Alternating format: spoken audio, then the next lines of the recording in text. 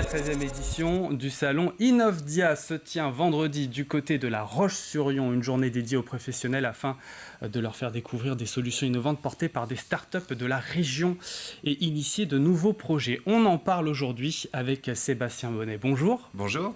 Vous êtes le directeur général de Orion.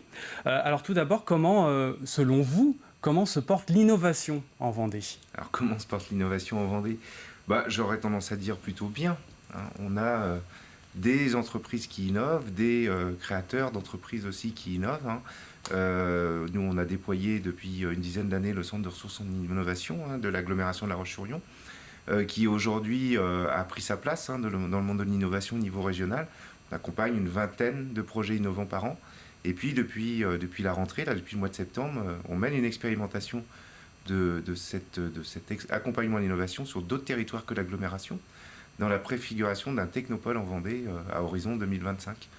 Donc on intervient également maintenant sur les Sables d'Olonne, Fontenay-le-Comte, Saint-Gilles-Croix-de-Vie et les Herbiers. Et dites-nous tout, alors Innovdia, ça concerne qui ? Quel est l'objectif de cet événement ? Alors Innovdia, on en parlait, on a parti 13 ans déjà. Au départ, c'était une journée régionale sur l'innovation de manière générale, tout type d'innovation. Et puis, depuis les 3 dernières éditions, on a recentré sur l'innovation dans le bâtiment. On va dans les entreprises ou sur un site un petit peu particulier. On ne fait pas ça au Parc des Expos des Oudéries ou ailleurs. On essaye d'être au cœur de l'entreprise. On a été chez Cugnot, chez Akena, et puis là, on est à l'ex-lycée Saint-François d'Assise.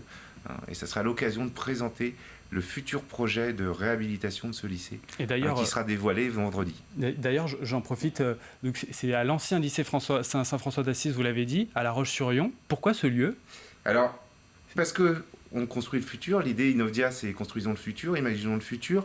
Et là, on a un projet qui va incarner un petit peu ce que c'est que la construction de logements collectifs en centre-ville pour les années qui viennent. Donc, d'où le choix de ce lieu. Et puis, c'est aussi l'occasion de voir ce lieu dans les dernières fois sous son ancienne configuration, vu qu'il va être amené entièrement restructuré dans les mois et années qui viennent. Alors, c'est du B2B. Oui, c'est pas un salon. Ce sont uniquement pour les professionnels. Ça, c'est bien de le préciser aussi. Alors oui, c'est pas un salon, c'est vraiment une journée B2B qu'on co-organise avec Laval Mayenne Technopole. Parce que historiquement, on l'a créé avec Laval Mayenne Technopole, une année sur 2, La Roche-sur-Yon-Laval. Et donc, on va dire c'est en petit comité, si je peux me permettre le mot. On fait rencontrer des startups ou entreprises innovantes avec les principaux donneurs d'ordre régionaux du secteur de la promotion immobilière, de la construction de logements. Donc en gros, c'est une vingtaine de startups et une vingtaine de donneurs d'ordre qui se rencontrent sur un moment très privilégié avec un déjeuner pour échanger. Donc, est-ce que le but, ce n'est pas de sensibiliser les TPE et PME à l'innovation aussi, ce rendez-vous ? Oui, bien évidemment. On va avoir une table ronde en démarrage du rendez-vous sur le réemploi de matériaux, un sujet de plus en plus prégnant. On sait qu'on va construire de moins en moins de neuf pour aussi des questions de sobriété foncière, de zéro artificialisation nette. Et on va aller de plus en plus sur la requalification. Donc le réemploi de matériaux va devenir un sujet très prégnant. Donc on aura le groupe Papin, le groupe Charrier, et puis le groupe de promotion Édouard Ric, pas Édouard Ric, excusez-moi, c'est l'intervenant, le groupe Édouard Denis, qui viendront présenter leur expérience et ce qu'ils proposent en matière de réemploi de matériaux. Donc c'est aussi une façon de mettre en avant des nouvelles technologies, des innovations, mais surtout de faire matcher donneurs d'ordre et start-up innovantes. Donc chaque année, il y a un thème. Quel est le thème cette année et pourquoi ? Le réemploi de matériaux. Le réemploi de matériaux. Tout à fait. Cette année, c'est le réemploi de matériaux. Pourquoi ? Parce qu'on va présenter un projet, donc Saint-François d'Assise. Je peux le dévoiler ce matin. Je pense que ça a été décidé la semaine dernière. Donc c'est le promoteur Édouard Denis qui a été retenu pour requalifier le lycée ex-Saint-François d'Assise. Il va créer à peu près une centaine de logements et il va y avoir quasiment aucune démolition. Ça va être que du réemploi des bâtiments existants. Très bien.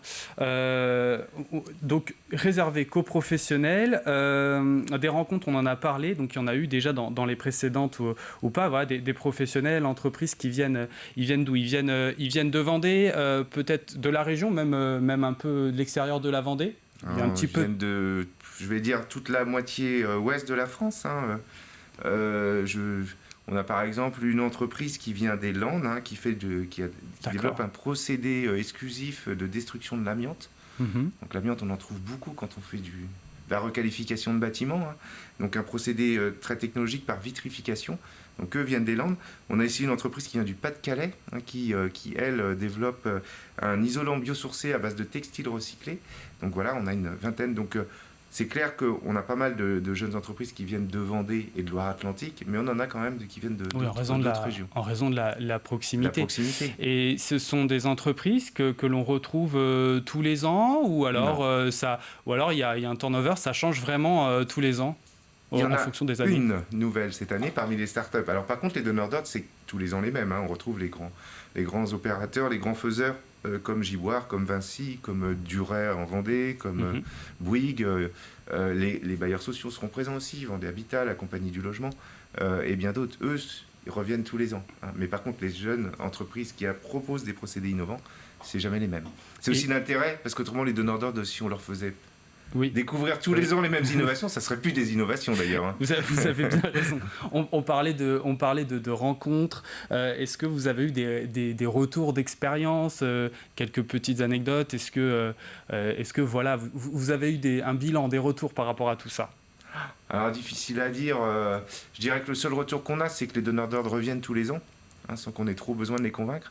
Donc ça montre que ce qu'on apporte, c'est une attente de ces donneurs d'ordre, quoi.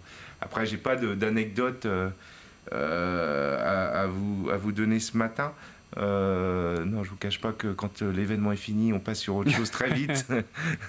Oui, il y a forcément d'autres événements organisés derrière. Bien sûr. Alors, cela reste de l'innovation, donc les idées ne s'arrêtent pas. Non.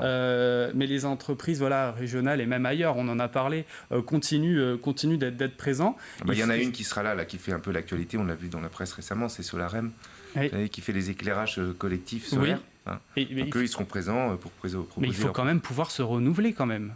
Ah, il faut pouvoir se renouveler. Alors, exactement. Alors, heureusement, on a le Centre de ressources en innovation qui, elle, source des projets innovants toute l'année, qui est un appui important pour trouver ces entreprises innovantes tous les ans.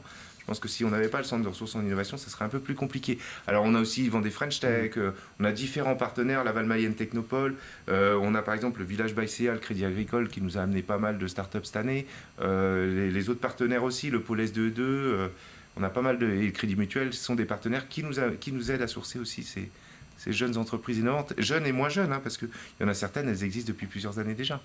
On fait comment pour avoir un petit peu plus d'informations sur Innovdia ? Alors, on va sur le site internet, innovdia.fr, tout simplement. Très bien. On aura toutes les informations sur ce site internet. Merci beaucoup, Sébastien Bonnet, d'être venu sur le plateau de la matinale. Merci, bonne journée.